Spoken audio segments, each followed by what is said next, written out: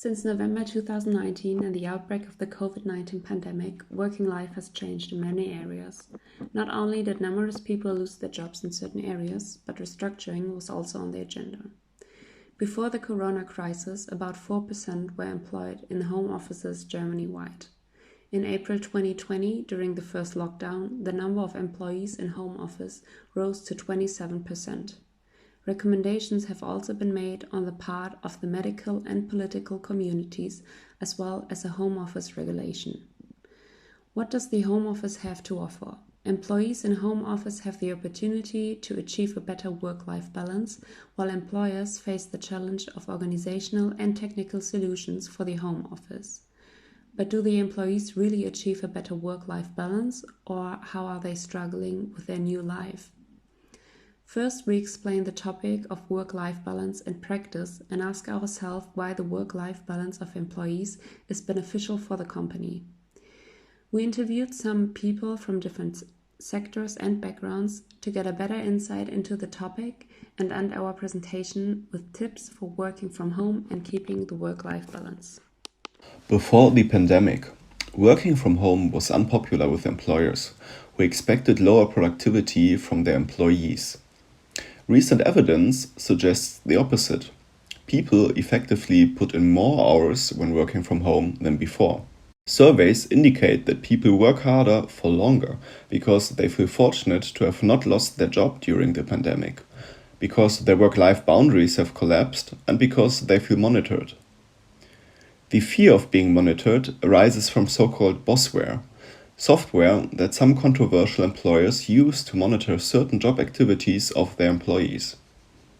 Reports about such software can create a climate of fear and nourish an environment of overtime work, even in companies that do not use such software. Work-life imbalance has serious consequences for employees, organization, and society. An imbalance affects employees' quality of life and job performance. A poor work-life balance can result in lack of family time, health problems, fatigue, poor job performance. How does promoting work-life balance of employees it benefit the company? The fact is that if a company promotes the work-life balance of its employees, this also benefits the company itself. Employee satisfaction, loyalty, motivation, and willingness to perform increase, which has a positive effect on the working atmosphere and productivity. Absenteeism and employee turnover decrease, resulting in cost saving for the company. The company becomes more attractive as an employer, which in turn attracts qualified and committed personnel. And ultimately, the company's strong reputation can attract the interest of potential customers. Yeah, I work remotely, and I suppose since March last year, since the whole COVID thing started. I think it's around like mid-April 2020.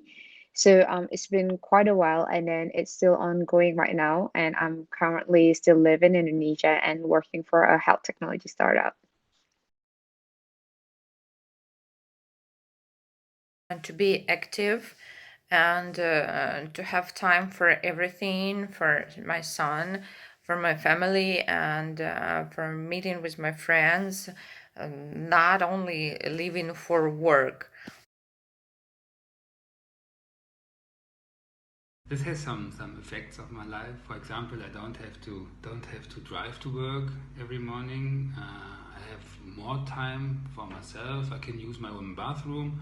I can go to the fridge and get me something to eat if I like. I can have the tea and the coffee I want. So they are quite comfortable changes, which I like. I can say that the whole work life is not so. It's not so restricted. It's a little bit more free and a little more casual.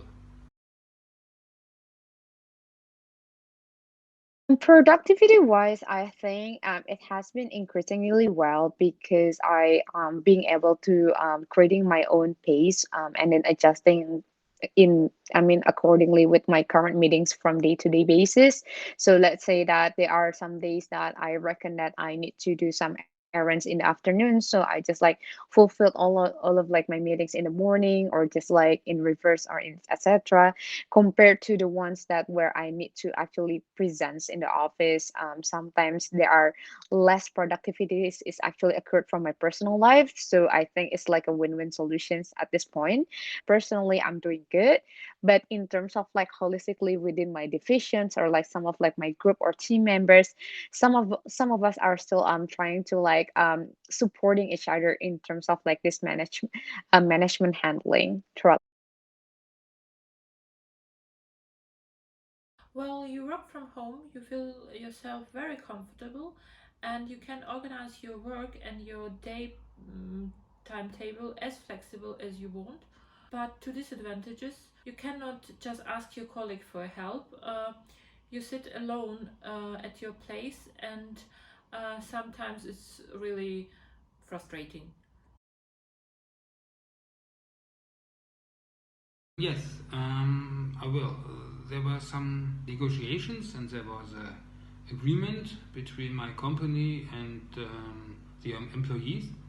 And well, will be like this, that in the future we will have two, well, at least I will have 2 days of home office a week, and for another 3 days I will go into the office. So that's the plan for the next years. So after the Corona crisis, there still will be 2 days a week home office for me. Of course, it's better to work from office, not from home. But thanks to COVID, a lot of employees became more flexible, so we can work both from home and from the office. And it's really helpful in different situations. For example, snowfalls, or somebody is getting sick and you have to stay home, and it's not influence the working processes anymore.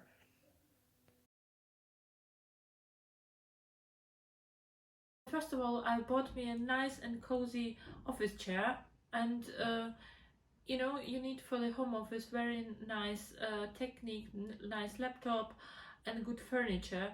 And as a suggestion, I would say you need a separate room, then you can still divide your work from your other life.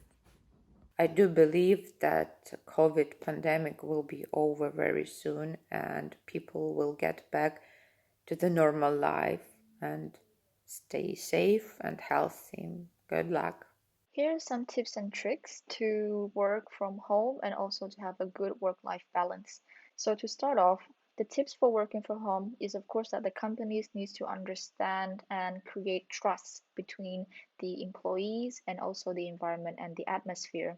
And then employees needs to know how to plan their breaks as well, and to set working hours and better stick to them. Having a regular hour is really important. And then also keeping the workspace steady and clean. Work in a quiet atmosphere so you don't get disturbed from any sounds or any interruptions. And if you are a manager, try not to send any emails after working hours or even during the weekends. And lastly, if the task of the work that you're doing is too much, you can of course ask any of your friends, of your colleagues to have help and do the work for you instead. As for the tips to have a nice work-life balance while working from home, are that you need to understand how to prioritize your time, such as socializing with your partner, your own family, or even yourself. And then you need to be able to move during your breaks, such as going for a walk, having an exercise, instead of just taking coffee break or a small snack.